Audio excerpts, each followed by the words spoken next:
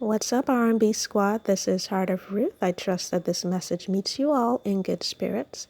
If you're new here, we don't believe that you're here by accident. Welcome. We're happy to have you, and Jesus is even happier. So I have this word, and I want you guys to, again, take it back to the Lord to make sure that it is for you before attaching yourself to it. Right before I received this word, the Lord showed me the stages of dying.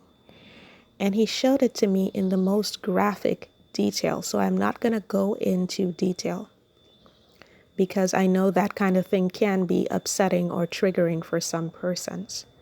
But he did show me all of the stages of dying in very graphic detail, exactly how the body decomposes, what happens to the body immediately after death and as it begins to decompose. And I said, Lord, why are you allowing me to see this? And he said, I'm showing you this because there's a point I'm trying to make.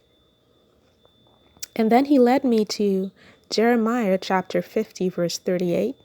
And it reads, the drought is upon her waters.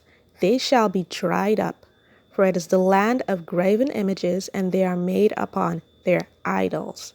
And then he took me to Ezekiel chapter 17, verse 10, and it reads, yea, behold, being planted, shall it prosper?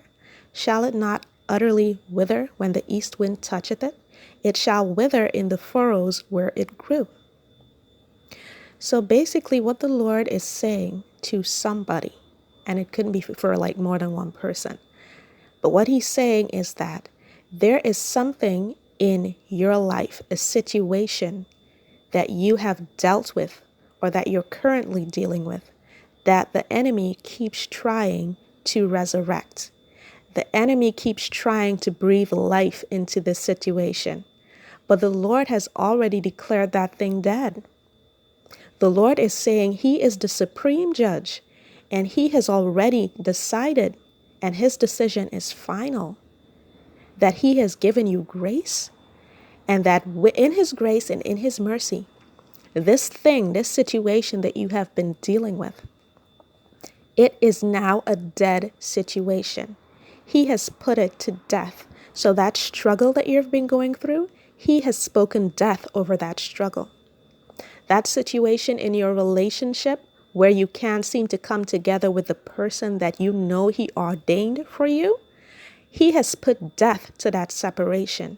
He has put death to that miscommunication. And the enemy keeps trying to resurrect that which God has already declared dead.